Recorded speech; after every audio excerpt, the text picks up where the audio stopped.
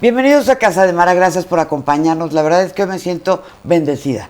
Me siento muy contenta de tener este invitado que tengo hoy y espero que ustedes lo disfruten mucho y cualquier pregunta que tengan, nos la pongan ahí en las redes para que el padre les responda, porque sí es un padre y es padrísimo como ser humano, como persona, es admirable todo lo que ha hecho a lo largo de su vida.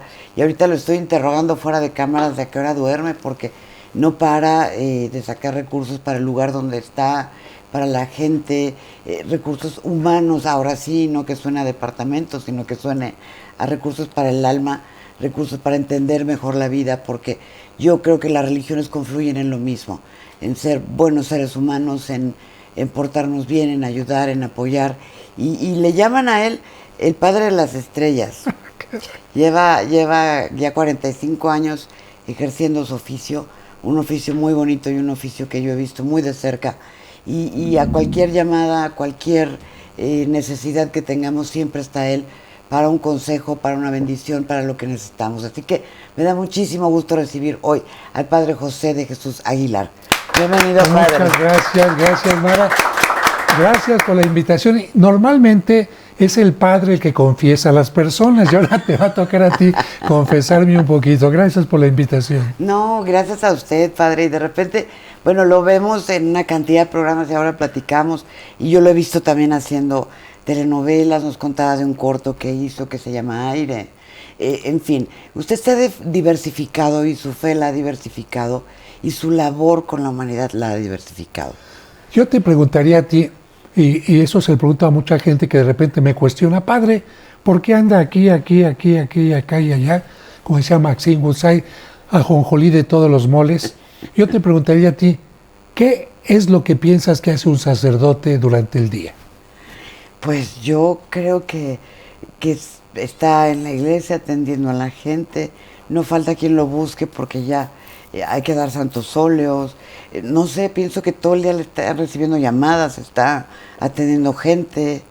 Mira, es lo que la gente piensa, que uno se la pasa dando misas todo el día, algunos dicen que es un misero, y no, el sacerdote solamente puede celebrar 2 misas al día.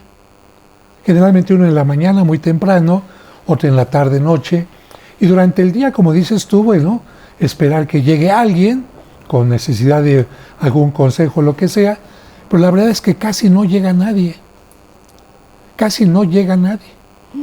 Y entonces, ¿qué haces durante todo el día si no llega nadie? Decía el Papa Francisco, hay que salir a buscar a las ovejas. Pero por otra parte, te quiero responder lo siguiente. La labor de un sacerdote para llevar el Evangelio no es solamente en la misa, en el púlpito, sino de otras muchas maneras. De hecho, yo estaba estudiando administración de empresas, porque me gusta administrar la vida especialmente, aprovechar el tiempo, y mi novia en aquel tiempo, tenía yo 18 años, me invitó a unas pláticas, ejercicios cuaresmales. Yo dije, ¡oh, híjole! Yo estaba muy alejado de la iglesia, porque había muchas cosas que no entendía, y entonces llego con un sacerdote que primero me entero que era el director del coro de la Ópera de Bellas Artes. Ay, ¿qué tal? Ah, caray, un sacerdote director del coro de la ópera. Ah, entonces un sacerdote también puede ser músico y además dirigiendo obras como La Pasión de, no sé, fulanito de tal, en fin, increíble. Y empieza a hablarle el sacerdote de una manera tal que dije, este no es cura, porque normalmente el cura se van a condenar y esto, y no salen de lo mismo. Un discurso totalmente distinto, y hablando de muchas cosas que me quedé impactado, acudí con mi novia toda la semana y al final le pregunté, oiga, un sacerdote, entonces, ¿cuál es su labor? Me dijo, mira, un sacerdote, además de celebrar la misa, la liturgia, puede ser un buen consejero, un buen psicólogo, un buen pedagogo, puede ser un buen abogado, intercediendo en problemas que hay entre familias o ayudando a la gente para que busque un abogado y no se aprovechen de ella. Puede ser también maestro, porque hay lugares donde la gente no sabe ni leer ni escribir o le falta educación en algún área. Puede ser también especialista en arte, explicando los retablos, la antigüedad de las iglesias. Puede ser también sociólogo, organizando a la comunidad para que tengan recursos para ayudar a los más pobres, hacer una cooperativa. Puede ser Y dije, yo quiero ser eso. Y descubrí entonces que como sacerdote puedes tener muchas áreas de trabajo. Y de hecho, por ejemplo, fíjate, yo soy capellán de los leprosos en México, cosa que nadie sabe, gente que piensa que la lepra ya no existe, y mucho menos que hay alguien que se encarga de ayudarles. Eso nunca sale en la tele. Yo fui maestro de los principales museos de la ciudad, Museo Sumaya, todavía soy asesor, Museo del Carmen, Museo de San Ildefonso, etcétera, hablando de la parte cultural, religiosa, evangelización, etcétera. También soy maestro de música, porque estudié en Roma una especialización en esto. A mí me tocó componer la música que cantó Ramón Vargas para la visita de Juan Pablo II. He compuesto muchas otras obras más, un Requiem para Hidalgo, en fin. Entonces, a través de la música, acercar a la gente. Soy productor de teatro. Entonces, también a través del teatro, acercas a los jóvenes, a través de guiones para teatro guiñol. Haces que los niños entiendan el Evangelio. Soy escritor, he escrito 17 libros, 2 que me han permitido recibir Premio Nacional de Periodismo 2 veces, bestseller, uno de los libros tiene más de 1 millón de ventas. Entonces, como escritor y evidentemente también restaurador, porque me tocó restaurar la Catedral de México cuando tenía andamios, piso estrellado. Me tocó construir una iglesia desde un basurero, completitita, y también he estado en la cárcel asesorando a los presos y finalmente ahora restaurando la parroquia de San Cosme, donde actualmente me encuentro y donde soy párroco. Cuando me invitan a una novela, cuando me invitan a alguna cosita es para asesorar y para hacer algún pequeño papelito que me permita tener recursos para hacer buenas obras de este tipo. Pero mi parte principal está en la parroquia.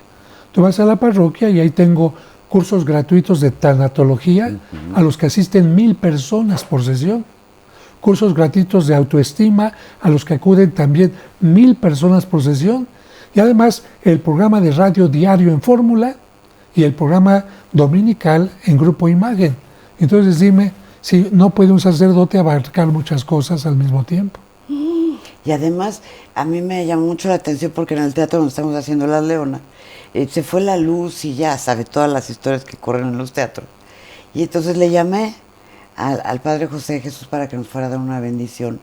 Y fue una bendición tan bonita todo lo que nos dijo, porque usted está muy aterrizado a lo que es el ser humano y aterriza la religión o lo bueno que podemos ser o lo bueno que podemos entregar, no con oración, digamos, no con el Padre Nuestro, rezamos un Padre Nuestro, pero con lo que nos dijo de por qué las leonas aparecen en el arte, por qué la leona, pues, porque que el sacrificio y el salir a provocar sonrisas a las personas, a mí en lo personal me movió mucho.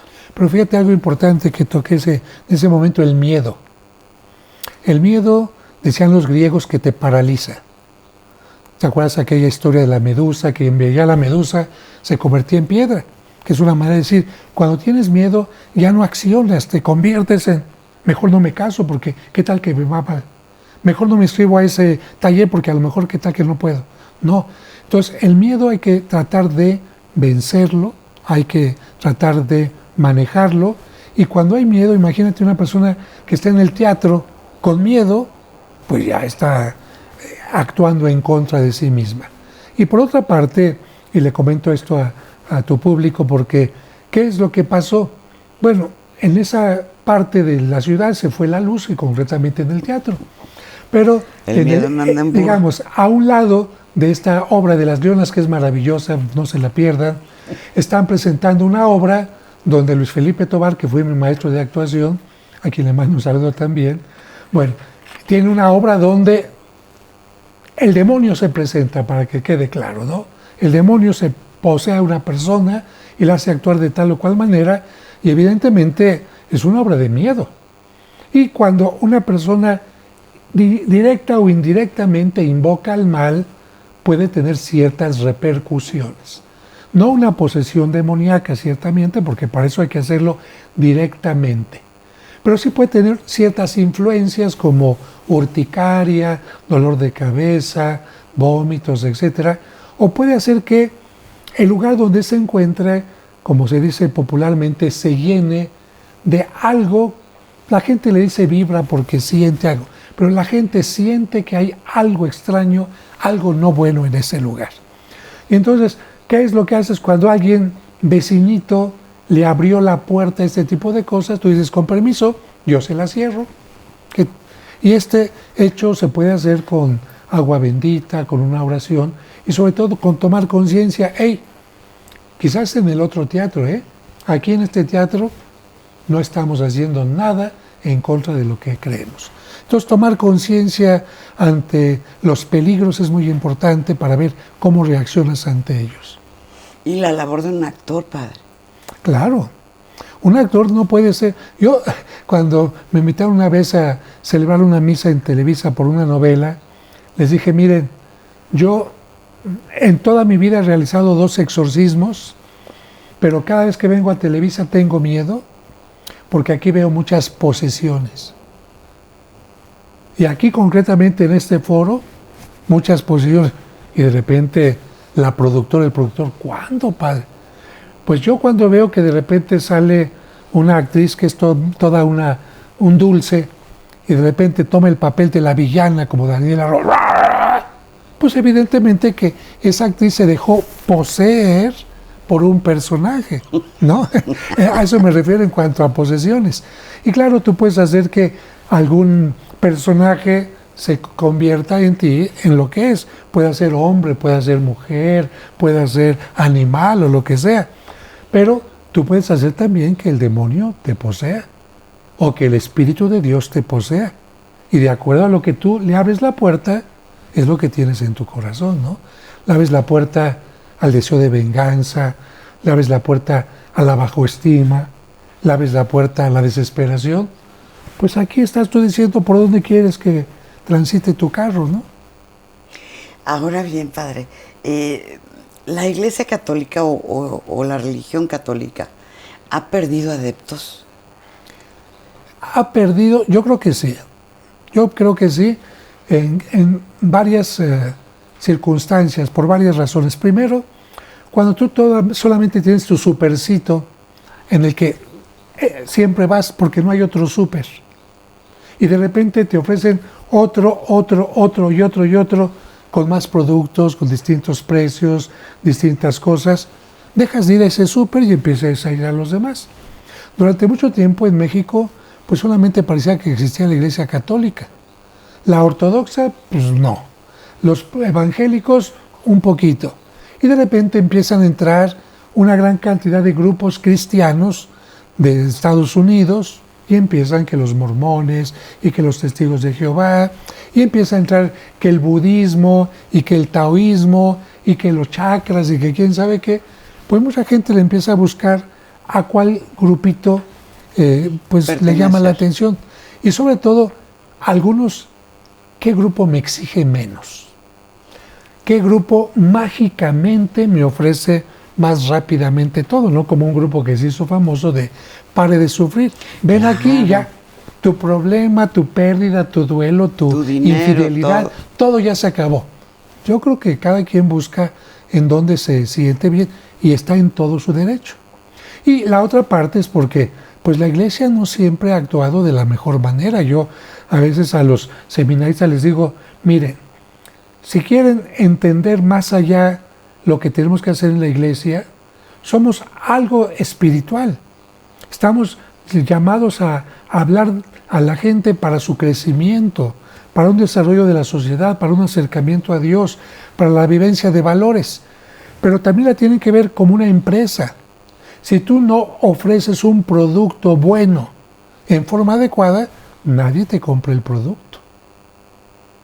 En cambio, si ofreces un producto malo, maravillosamente todo el mundo lo compra. Entonces, en mercadotecnia hay muchas religiones que a lo mejor no tienen el mejor producto, pero están toque y toque, vende y vende, comprando espacios, ofreciendo cosas que la gente busca, aunque sean raras para nosotros. Milagros, Entonces, ofreciendo milagros. hay que acercarse a la gente y también ver qué es lo que la gente está buscando, el lenguaje de la gente. Yo cuando le hablo a los niños con títeres, no hay ningún niño que me diga que no. Cuando haces una homilía tomando una historia de base, la gente la entiende. Cuando hablas una historia hablando a la gente que tiene un dolor en este momento, un problema, la gente dice, es lo que yo quería escuchar. Pero si hablas de Dios así nada más en el aire, pues evidentemente que la gente dice, perdón por la palabra, si lo dicen, qué hueva, ¿no? Y la otra parte de, lamentablemente, personas dentro de la religión católica, desde curas, sacristanes, secretarias o la señora de la vela perpetua, que dan mal testimonio y que pues hacen que la gente se vaya. Porque la gente llega a una parroquia, a la oficina, quiere una misa o alguna cosa y la secretaria, no se puede, ¿qué sabe qué? Esa a lo mejor ya ni siquiera habló con el padre, dijo ya no regreso. Peor si llegó con un sacerdote y la trataron mal. Peor si a lo mejor alguien sufrió un abuso y no le hicieron caso. Entonces, esto es muy delicado. Y lamentablemente esta mala actitud de algunas gentes afecta a todos los demás. Es como si una persona que está a la entrada de un supermercado trata mal a alguien que llega, ese ya no entra al súper.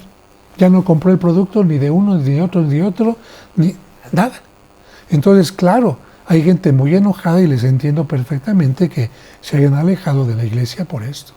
Además, también creo, padre, que vivimos o estamos dentro de una sociedad donde pensamos que las personas que están cerca de Dios son perfectas, no tienen errores, llevan perfectamente el celibato, que yo creo que eso pues ya lo tendrán que poner sobre la mesa. No, en fin, creo que el oficio que tienen ustedes gira alrededor de la perfección. Y cuando se comete un error, ya como que se sataniza, perdón por la palabra, ¿no? Yo aquí de lo que dices pondría dos puntualizaciones. Primero, lo que la gente piensa del sacerdote, de los ministros, etcétera, y también lo que en realidad somos los ministros. A ver, yo no vine de Marte, yo no nací de una alcachofa, no nací de una mamá que nunca haya tenido pecados, ni de un papá igual. No, ninguno. No, para nada, para nada. De hecho, apenas estaban eligiendo al Papa León, yo puse un video, el video de ese día, que se llamó Los errores, deficiencias, fallas y pecados del nuevo Papa. Oh, ese título hizo que la gente, porque a la gente le gusta el morbo, ¿eh? Sí, claro. Entonces, ¿qué menciono ahí? Yo ni sabía quién iba a ser el nuevo Papa. Yo digo, miren, a veces pensamos que un Papa tiene que ser perfecto. Y tomen en cuenta que todos los cardenales que llegaron ahí al Vaticano a elegir al nuevo Papa, todos son imperfectos y todos tienen pecados. Incluso cuando se elige al que va a ser el seguidor de San Pedro, se le pregunta, ¿aceptas? Y puede decir no. ¿Por qué puede decir no? Porque puede decir, es que yo tengo cosas que considero que no son correctas. O yo tengo un pasado, a lo mejor, aún antes de ser sacerdote, que a lo mejor cuando llego a ser papa, sale a la luz y convierte la figura del papa en una figura que se desmorona. Entonces, qué gran responsabilidad. Y le digo a la gente en este video, cuando le llamamos al Papa Santo Padre, no es porque lo estemos canonizando, porque a nadie se le puede considerar santo hasta que no haya muerto y se haya analizado toda su vida, sus cosas buenas y sus cosas malas. Nadie es santo. Cuando se le dice al Papa Santo Padre es para decirle, no se le olvide, ¿eh? No se le olvide lo que tiene que llegar a ser. Por ahí.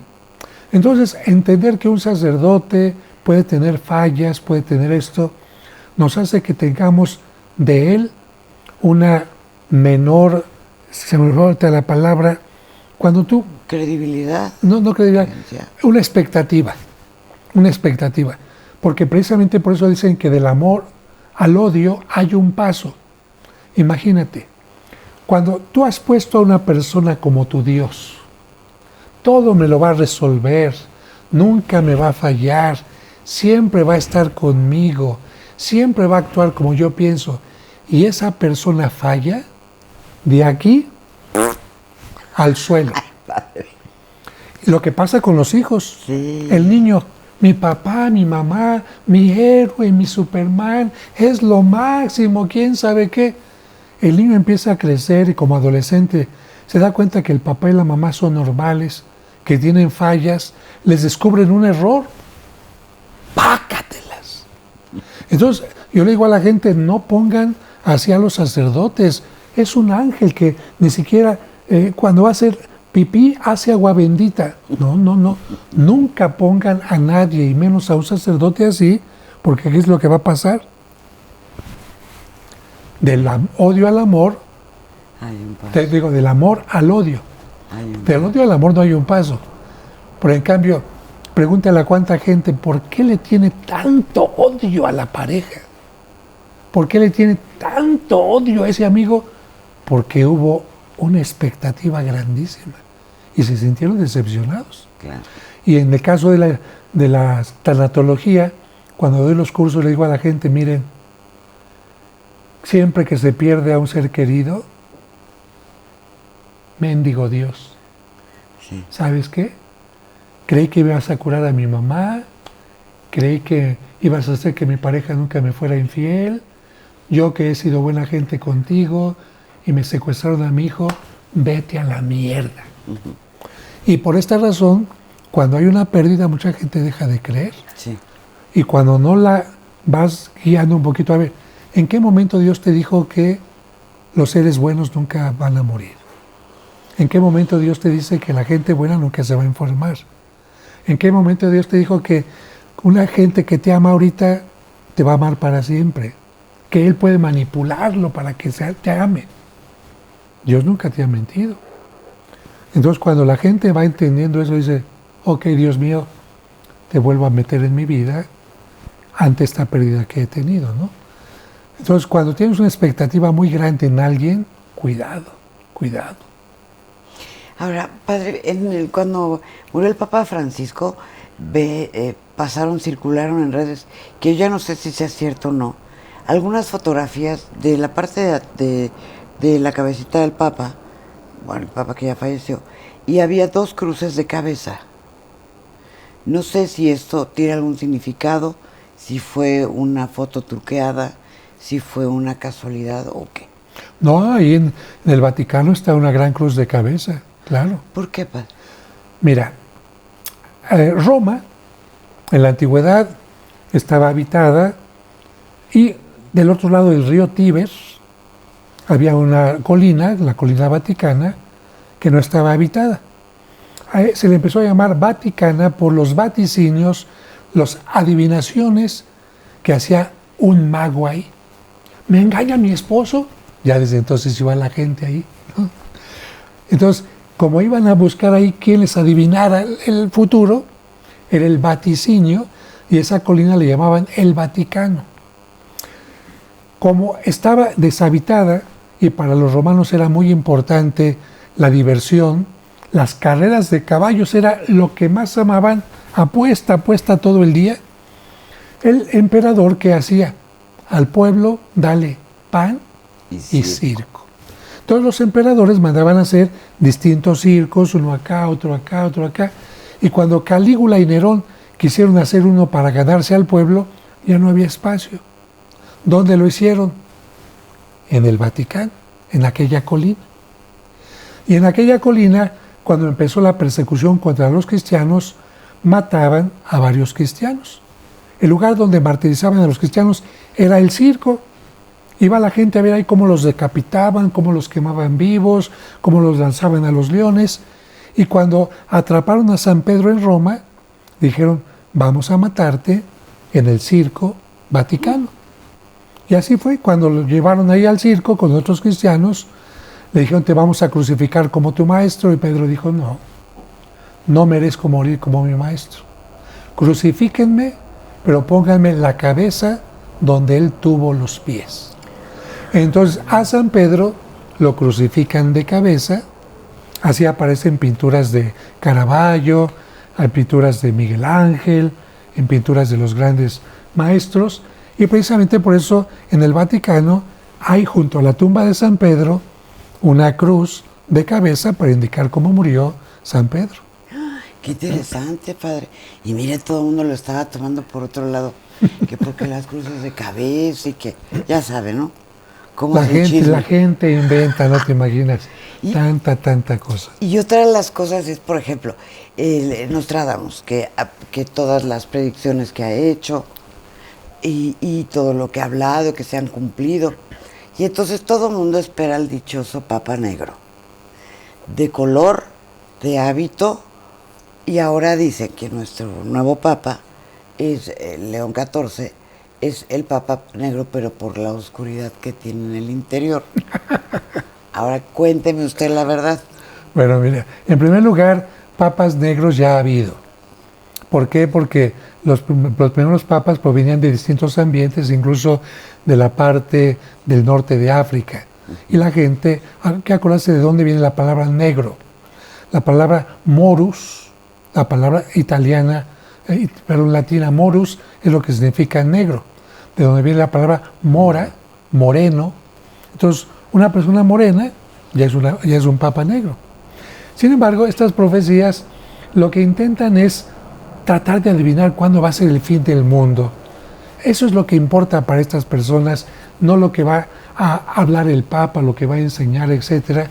Y estas dos profecías, ninguna tiene ningún sustento, porque las que se atribuyen a Malaquías, resulta que el santo Malaquías nunca las escribió. Fueron escritas por otra persona, no tiene nada que ver con él, por lo tanto ya hay una falsedad. Y Nostradamus tiene frases sueltas que tampoco corresponden a los tiempos que supuestamente se mencionan. Pero yo me quedo con esta parte del Papa Negro para ir simplemente a algunas interpretaciones. Cuando vino el Papa Francisco, sus primeras palabras dijeron: "I fratelli cardinali hanno chiamato a un fratello dalla fine del mondo". Entonces, mis hermanos cardenales llamaron a un cardenal del fin del mundo, porque esa zona de Argentina se considera el fin del mundo. El Papa Francisco es el fin del mundo, ya lo dijo él. Bueno. Por otra parte, ¿por qué el Papa Francisco es el fin del mundo? Porque es el Papa Negro. ¿Por qué?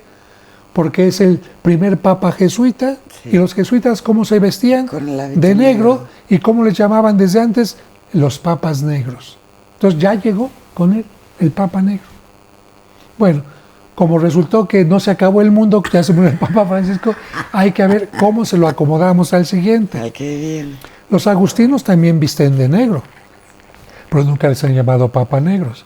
Y luego, por otra parte, si buscan la historia del Papa León y lo ven trabajando en Chiclayo, codo a codo con la gente pobre, con las mangas arremangadas, como misionero acercándose a la gente.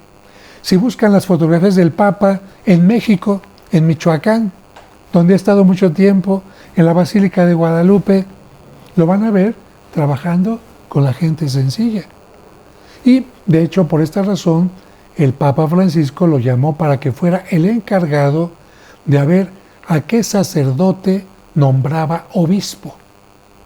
Porque cuando en algún lugar falta un obispo, los obispos del lugar le mandan al Papa 3 candidatos. Y el Papa, de modo que los esté revisando, le pide a alguien: a ver, tú encárgate de revisar el perfil de esta persona. Que no esté enseñando cosas contrarias a la fe, que sea una persona que tenga pastoral, etc. Y a él le toca eso. Entonces, imagínate, por eso todos los obispos del mundo lo conocen. Y por esta razón es un Papa también que une a los extremos. Por lo tanto, decir que lleva una oscuridad en el interior, pues está amargado, ¿qué le pasa? No sé de dónde saca la gente estas cosas. Y luego que se había tenido novia. ¿Vio usted la película Cónclave, me imagino? Bueno, yo tuve novia antes de entrar al seminario. Pero eso no tiene nada de malo. Eso te va clarificando si realmente tienes vocación al celibato o no. Que por otra parte, el celibato no lo instituyó Cristo. No. Hay que recordar que Pedro fue casado. ¿No le curó Cristo a la suegra de Pedro? Sí, ¿no? Hasta de chiste dicen que por eso lo negó, que porque le curó a la suegra. Bueno, es una forma de decir que estaba casado, y en tiempos de Cristo, Natanael también estaba casado, y hubo unos que no. Lo que significa que Cristo dice, pueden seguirme casados o solteros, como mis apóstoles, que más adelante se haya puesto como una decisión de la Iglesia, y que quien está como sacerdote la tiene que acatar, es otra cosa. Pero que el celibato sea parte del tener una vocación al sacerdocio, ¿no? Por eso también hay menos sacerdotes, porque si permitiera que hubiera sacerdotes casados, algunos lo serían, como la Iglesia Ortodoxa. La Iglesia Ortodoxa sí permite que el sacerdote esté casado, y hasta ellos dicen, mejor que esté casado y con hijos, a que ande por ahí, a lo mejor con tentaciones de otro tipo, ¿no? De picarón. Ahora, ¿cuál es la postura? Es que yo entiendo que la iglesia y la religión son dos cosas diferentes. La religión es lo que nosotros creemos, lo que leemos en la Biblia, en fin. Y la iglesia podría ser ya todo el aparato que dirige, que hacen los cónclaves, en fin. Yo diría más bien la espiritualidad. La espiritualidad es la que cada persona decide tener de acuerdo al libro o reflexión que quiera tener. Por ejemplo, en el Corán, siguen en el Islam siguen el Corán, en el judaísmo siguen el Antiguo Testamento, en el catolicismo la Biblia completa, en los mormones siguen el libro de Mormón. O sea, hay una base donde alguien dice, me convencen estos valores, me convencen estos principios, ok, hasta ahí tengo una espiritualidad. Quiero entrar ya a la comunidad, puedo entrar a través del culto, por ejemplo, los musulmanes 5 veces al día, Sí. los judíos, su sombrerito, el culto, etc. O quiero entrar ya más a fondo a la comunidad, entonces ya voy a todas las reuniones, acepto quién es el líder, acepto quiénes son los pastores, etc. Entonces hay como distintos grados. Por eso hay gente que se dice que es católica, pero nunca va a la iglesia. O gente que se dice que es católica, pero a lo mejor no cree mucho en el Papa. O gente que es católica, pero no le gusta compartir pues la problemática de ayudar a los necesitados, etc. O judíos que se dicen judíos, pero van a la sinagoga y nada más, pero comen camarones y comen langosta y no se ponen el sombrerito, en fin. Entonces, por eso hablaría de espiritualidad y religiosidad, ¿no? Yo creo que lo importante sería tener una espiritualidad con la religiosidad, que no hubiera un divorcio, que de esta manera hubiera una integración. Ahora, ¿cuál es la postura de la iglesia ante las personas con preferencias amorosas diferentes? Bueno, aquí tenemos que decir que sí identificamos dos cosas totalmente distintas. La postura de la iglesia como, ni siquiera como dogma, porque no es dogma, como enseñanza, y la postura de la iglesia como pastoral. ¿A qué me refiero? La iglesia tiene que tener una doctrina, tiene que tener un derecho canónico, pero al mismo tiempo también una pastoral. Por ejemplo, la iglesia nunca va a estar a favor de la prostitución, nunca va a legislar a favor de la prostitución, por supuesto. Pero si una prostituta se me acerca a mi parroquia llorando porque la están agrediendo, porque no tiene dinero, porque no tiene trabajo, porque quiere que la escuche, que le busque un lugar donde quedarse, yo no le voy a decir que no a esa persona. Entonces, la iglesia, en el documento que manda a hacer Juan Pablo II, que se llama Catecismo de la Iglesia, y es un libro gruesote que toca temas de eutanasia, divorcio, suicidio,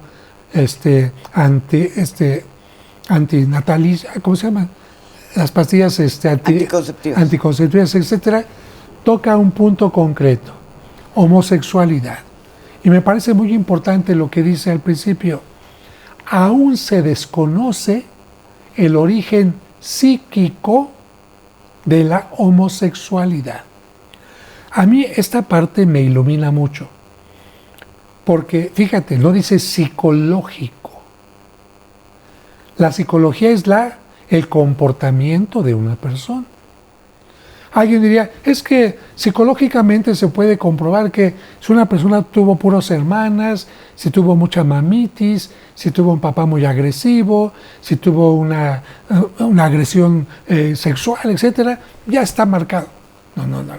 Y en la psicología se ayuda a tratar de cambiar actitudes, comportamientos. Pero cuando es algo de la psique, ahí ya no se cambia únicamente el comportamiento, hay otras cosas más profundas. No sé si me doy a entender, ¿no? Sí.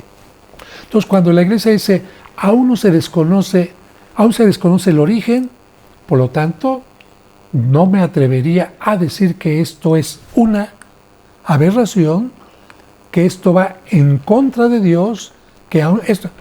¿Por qué te digo esto? Porque si llegara a comprobar que la homosexualidad es parte de la psique de la persona, entonces Dios la habría creado de esa manera. Entonces, ¿tú cómo vas a atacar a alguien que Dios actuó y lo creó de esa manera? Sería así como decir, a ver, en la naturaleza hay animales que de repente nacen con 2 cabezas. ¿Son criatura del demonio o criatura de Dios? ¿Por qué nació así? Habrá que investigar. Y en un animal no existe la parte de la psique, pero en el ser humano sí.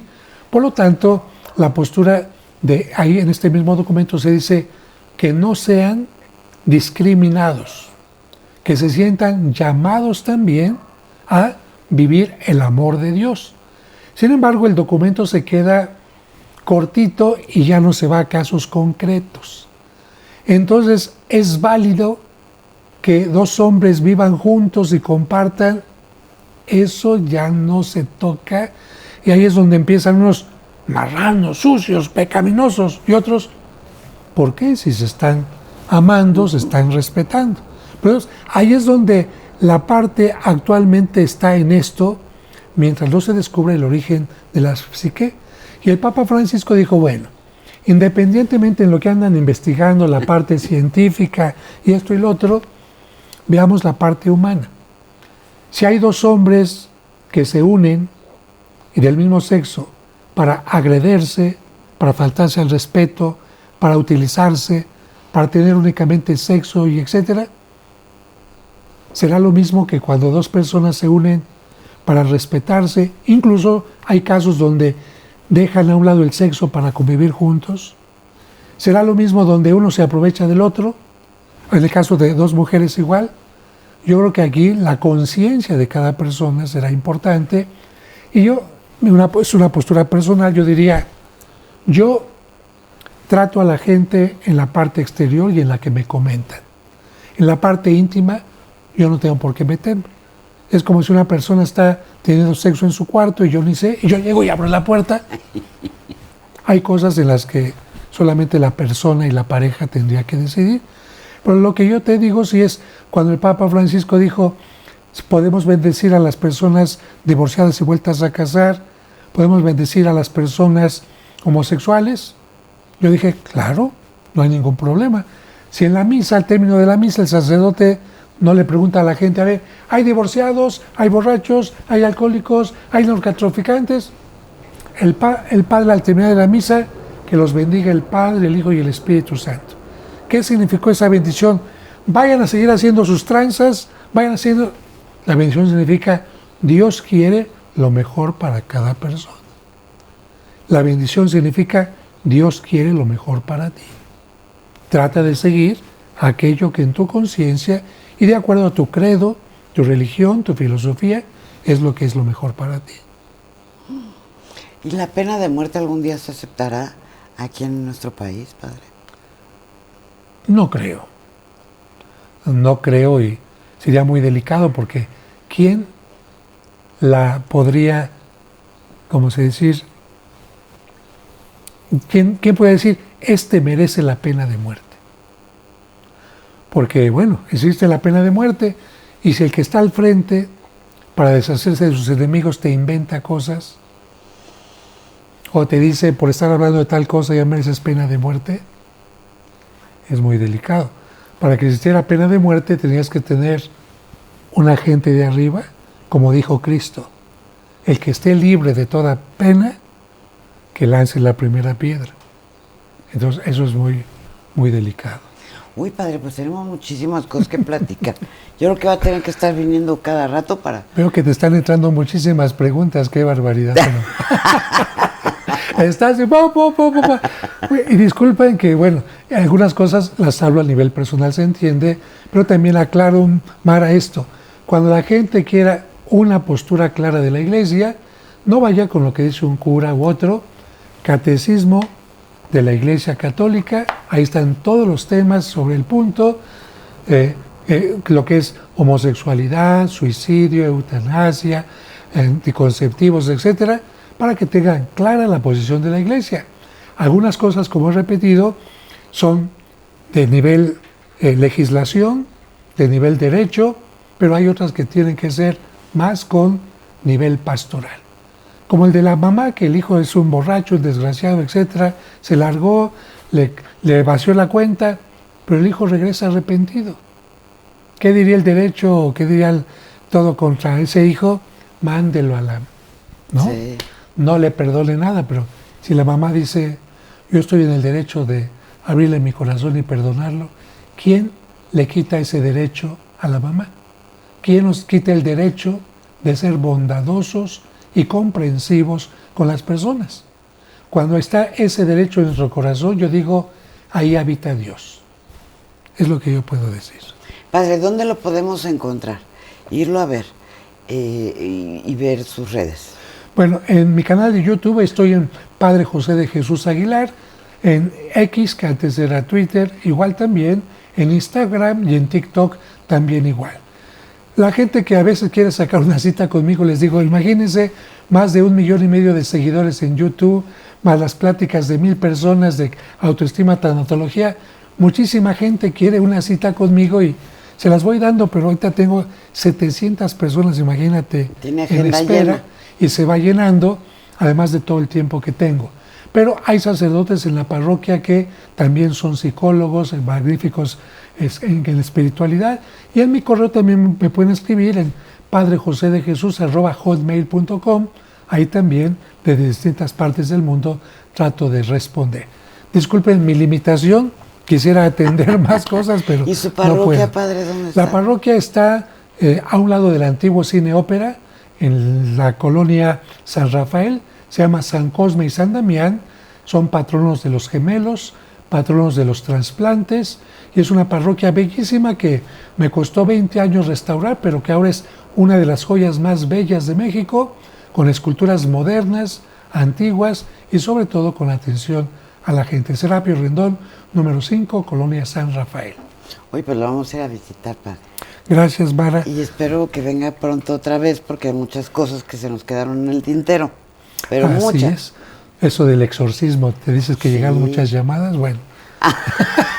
Del exorcismo y muchas otras cosas más que entendemos mal, como lo que platicamos aquí, y que, bueno, ¿quién mejor que usted que aborda todos los temas, que platica de todo?